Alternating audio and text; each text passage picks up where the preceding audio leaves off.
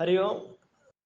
ജീവമുക്തി പറഞ്ഞാൽ ജീവിച്ചിരിക്കുമ്പോൾ തന്നെ എന്താണ് ആത്മാവ്, എന്താണ് അനാത്മാവ്, ആത്മാവും അനാത്മാവും തമ്മിലുള്ള ഭേദം മനസ്സിലാക്കിയിട്ട് ആത്മാവസ്ഥയിൽ ഈ കാണുന്നതായ സർവ്വതും മിഥ്യയാണ്, അല്ലെങ്കിൽ തൻ്റെ മായ കൽപ്പിതമാണ് എന്ന് മനസ്സിലാക്കിയിട്ട് ആത്മസ്വരൂപാവസ്ഥയിൽ ഇരിക്കുന്നതിനെയാണ് ജീവൻ മുക്തി എന്ന് പറയുക. ജീവിച്ചിരിക്കുമ്പോൾ തന്നെ ആ വ്യക്തിക്ക് ഈ കാണുന്നതൊന്നും ഉള്ളതാണ് അല്ലെങ്കിൽ ഇല്ലാത്തതാണെന്നുള്ള പൂർണ്ണ ബോധ്യം വന്ന അവസ്ഥ വരുമ്പോൾ ജീവൻ മുക്തി എന്ന് പറയും. ഇവിടെ ഈ ശരീരത്തിൽ ഇരിക്കുമ്പോൾ ആ ജീവന് കിട്ടുന്ന മുക്തിയാണ് ജീവൻ മുക്തി, ആ ജീവബോധത്തിന് കിട്ടുന്ന മുക്തിയാണ് ജീവൻ മുക്തി. കാരണം ഈ കാണുന്നതെല്ലാം നമ്മള് ജീവന്മാരാണ്, പല പല ജീവന്മാരാണ്, ആത്മാവല്ല എന്നുള്ള ബോധത്തിലാണ് സാധാരണ ഇരിക്കുന്നത്. അത് മാറിയിട്ട് ഈ കാണുന്നതൊക്കെ ജീവന്മാരാണ് എന്നുള്ള ബോധവും മാറ്റിയിട്ട് ആ ജീവബോധത്തിന് ജീവന്മാരാണെന്നുള്ള ബോധത്തിന് മുക്തി കിട്ടുന്നതാണ് ജീവൻ മുക്തി. വിദേഹ മുക്തി പറഞ്ഞാൽ അങ്ങനെയുള്ള ഈ ജീവനൊന്നുമില്ല, ഞാൻ ജീവനാവുന്ന ഞാൻ ആത്മാവാണെന്നുള്ള ബോധം നമുക്ക് ഇവിടെ നിന്ന് ബോധിച്ചു കഴിഞ്ഞു.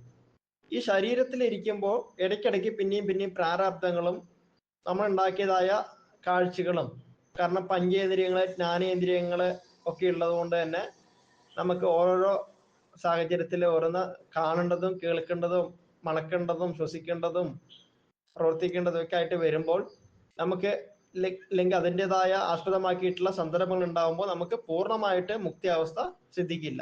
ഈ ശരീരത്തിൽ ഇരിക്കുമ്പോൾ ശരീരം ഇല്ലെങ്കിൽ കൂടി ശരീരമുള്ളതായിട്ട് തോന്നും. ഇപ്പൊ ജീവന മുക്തി കിട്ടി. പരമാർത്ഥികമായി നമുക്ക് മനസ്സിലായി ഈ ശരീരം പോലും കാര്യമില്ല, അല്ലെങ്കിൽ ശരീരം പോലും ഇല്ലാത്തതാണെന്നുള്ള ബോധം വന്നെങ്കിലും നമുക്ക് 1% വീണ്ടും നമുക്ക് പല പല നമ്മൾ തന്നെ ഉണ്ടാക്കിയ കുടുക്ക് നമ്മളെ ബന്ധിക്കുന്നുണ്ട്. അതും വിട്ടുപോയ, അതായത് ഈ ശരീരം കൂടി വിട്ടുപോകുമ്പോൾ വിദേഹമുക്തി എന്ന് പറയും. ശരീരം വിട്ടുപോയി ഇനി ശരീരം ജന്മം എടുക്കാത്ത സ്ഥിതിവിശേഷം വരുമ്പോൾ അത് വിദേഹമുക്തി എന്ന് പറയും. അപ്പൊ ശരീരത്തോട് കൂടിയിട്ട് ആത്മസാരൂപ്യം പ്രാപിക്കുമ്പോൾ ജീവമുക്തിയും, ശരീരം വിട്ടതിന് ശേഷം ശരീരനാശത്തിന് ശേഷമുള്ളതായ മുക്തിയെ വിദേഹമുക്തി എന്നും പറയും. നമുക്ക് സംശയം വരാം, ഒന്നും ഇല്ലാത്തതാണല്ലോ, ഒന്നും ഇല്ലാത്തതാണെങ്കിൽ പിന്നെ ജീവിച്ചിരിക്കുന്ന ആള് മുക്തനായി, ജീവിച്ചിരിക്കാത്ത അല്ലെങ്കിൽ ശരീരം വിട്ടതിന് ശേഷം മുക്തി എന്നുള്ളൊരു സംശയം വരാം. കാരണം ജീവിച്ചിരിക്കണം എന്നുള്ളത് ഇല്ലാത്തതാണ്, അതൊക്കെ ഒരു മായയാണെന്ന് പറയുന്നുണ്ട്. ജീവിച്ചിരിക്കണം എന്നുള്ളത് മായയാണെന്ന് പറയുന്നുണ്ട്. അതുപോലെ തന്നെ വാസ്തവത്തിൽ ജനിച്ചിട്ടില്ല, മരിച്ചിട്ടില്ല, എല്ലാം ഭ്രമമാണെന്ന് പറയുന്നുണ്ട്. അപ്പൊ അങ്ങനെ വരുമ്പോ ജീവമുക്തി, വിദേഹമുക്തി, ദേഹം വിട്ടതിന് ശേഷം മുക്തി, ദേഹത്തോടു കൂടി ഇരിക്കുമ്പോൾ മുക്തി എന്നുള്ളതിലൊക്കെ അടിസ്ഥാനമുണ്ടോ എന്നുള്ള സംശയം വരാം. അത് വേദാന്തത്തിന്റെ അങ്ങേയറ്റത്തെ സിദ്ധാന്തമാണ്. നമ്മൾ വേദാന്തത്തിന്റെ അങ്ങേയറ്റത്തെ സിദ്ധാന്തം എടുത്താലും നമുക്കത് പ്രത്യക്ഷത്തിൽ അനുഭവത്തിൽ വരണമെങ്കിൽ ഈ ശരീരത്തിൽ ഇരുന്നു കൊണ്ട് സാധിക്കില്ല എന്ന് പറയുന്നത്. ശരീരത്തിൽ ഇരുന്നു കൊണ്ട് സാധിക്കില്ല. ഇപ്പൊ നമ്മളൊരു നല്ലൊരു പുഴയുണ്ട്, പുഴയുടെ ചിത്രമുണ്ട്, പുഴയുടെ ചിത്രത്തിൽ നമുക്കൊരിക്കലും സ്നാനം ചെയ്യാനായിട്ട് സാധിക്കില്ല. പുഴയുടെ ചിത്രത്തിൽ നമുക്ക് മനസ്സിലാക്കാൻ പറ്റും ഈ പുഴയിൽ കുളിക്കാൻ പറ്റുകയാണെന്നൊക്കെ കാണാൻ പറ്റും. നല്ല വെള്ളച്ചാട്ടം, നല്ല പുഴയുടെ വീഡിയോ ഒക്കെ നമ്മൾ വീഡിയോ ആയിട്ട് കാണണമെങ്കിൽ കൂടെ അതിൽ നമുക്ക് കുളിക്കാനായിട്ട് പറ്റില്ല. അത് കുളിക്കാൻ പറ്റണതാണ് എന്നുള്ളത് അറിയാൻ പറ്റും. കുളിക്കാൻ പറ്റണമെന്ന് അറിയണം. അവിടെ കുളിക്കണമെങ്കിൽ നമ്മൾ എന്ത് ചെയ്യണം എന്ന് പറഞ്ഞാൽ നമ്മൾ ഇരിക്കണായ സ്ഥലത്ത് നിന്ന് അവിടേക്ക് പോകണം. അവിടേക്ക് പോയിട്ട് വേണം കുളിക്കാനായിട്ട്. ഇങ്ങനെ ഒരു സ്ഥലം ഉണ്ടെന്ന് നമുക്ക് കാണാൻ പറ്റും, അതിലിറങ്ങി കുളിക്കാൻ പറ്റും, ശരീരത്തിൽ നനയും എന്നുള്ള ഒക്കെ ഇവിടെ നിന്നിട്ട് അറിയാൻ പറ്റും, ചളി പോകുന്നൊക്കെ നമുക്ക് അറിയാൻ പറ്റും. പോകാനായിട്ട് അവിടെ പോകണം. പിന്നെ ഹോട്ടലിൽ നല്ല ഭക്ഷണം കിട്ടും, നല്ല നല്ല സ്വാദുള്ളതാണ് എന്നൊക്കെ നമുക്ക് ഇവിടെ നിന്നിട്ട് അറിയാൻ പറ്റും. കാരണം കഴിച്ചിട്ട് നല്ല അഭിപ്രായങ്ങളൊക്കെ പറയും. നമുക്ക് ആ സ്വാദുന്നൊക്കെ അനുഭവിക്കണമെങ്കിൽ നമ്മൾ അവിടേക്ക് പോകണം. അപ്പോ ഈ ശരീരം അങ്ങനെ തന്നെയാണ്. ശരീരത്തിൽ ഇരുന്നു കൊണ്ട് നമുക്ക് ഈ ശരീരത്തിലൊന്നും കാര്യമില്ല, ആത്മാവാണ് സത്യം, ബാക്കിയുള്ളതൊക്കെ അനിത്യങ്ങളാണ്, വെറും തോന്നലാണ് എന്നൊക്കെ അറിയാം.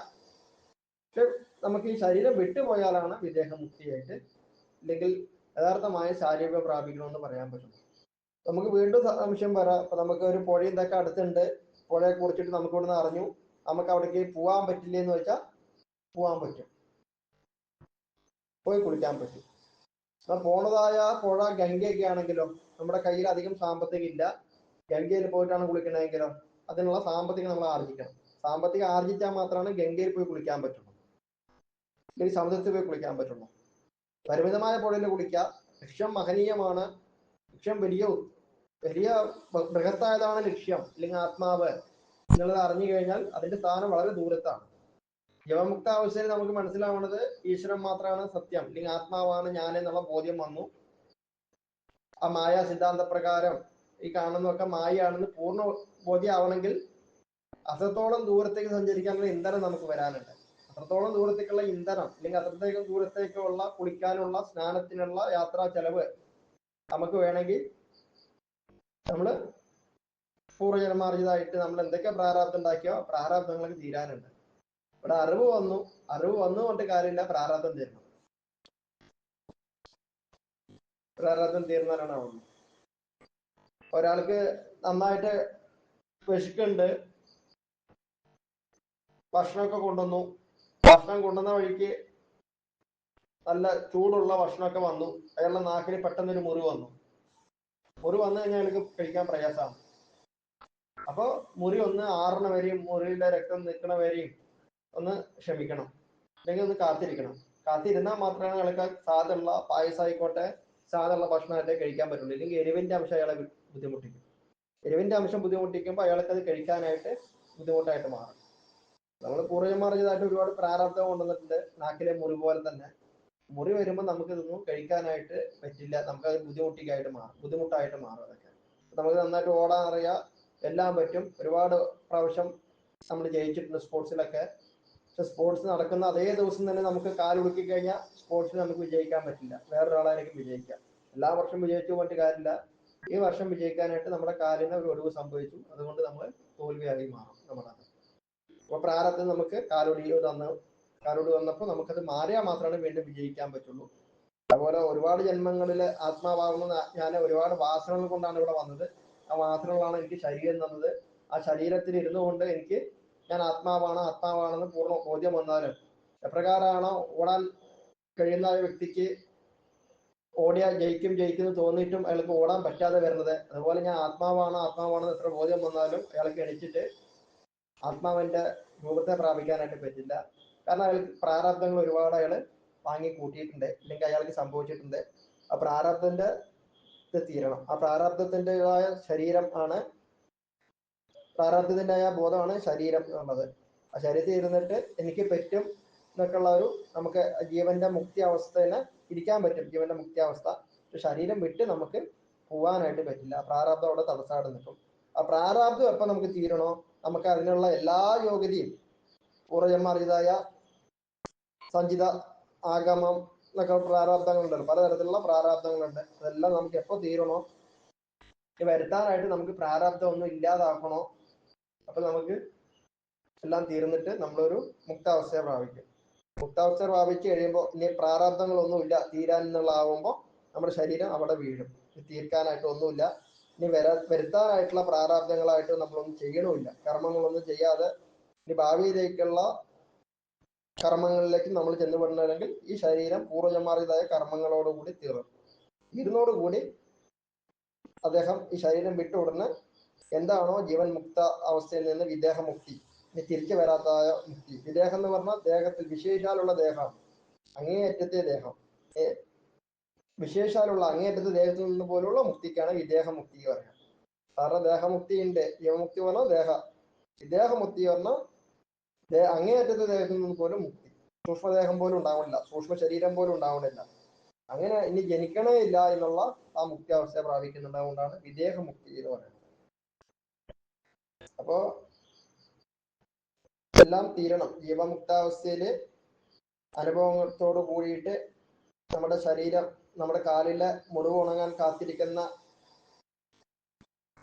ഒരു കളിക്കാരനെ പോലെ, സ്പോർട്സ്മാനെ പോലെ, നമുക്ക് അസുഖം ബാധിച്ച് രുചി അറിയാൻ പറ്റാത്തതായ ഒരു രോഗിയെ പോലെ ഇരുന്നിട്ട് രോഗം ഭേദമാക്കാനായിട്ട് ശ്രമിക്കുക.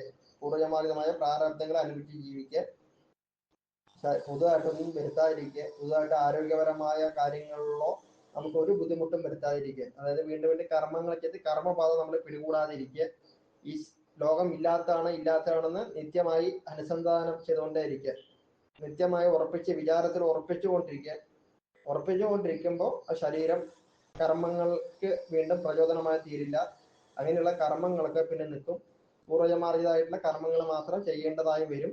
പുതുതായിട്ടുള്ള കർമ്മങ്ങളൊന്നും നമുക്ക് ചെയ്യാനോ അതിനോടുള്ള താല്പര്യങ്ങളും കുറയും. അങ്ങനെ ആ ശരീരത്തിന്റെ അവസ്ഥ അതോടെ വീഴുന്ന അവസ്ഥയിൽ അദ്ദേഹം യഥാർത്ഥമായ പരമമായ ആ പരമാത്മാവിൻ്റെതായ അവസ്ഥ മാത്രമായിട്ട് തീരും.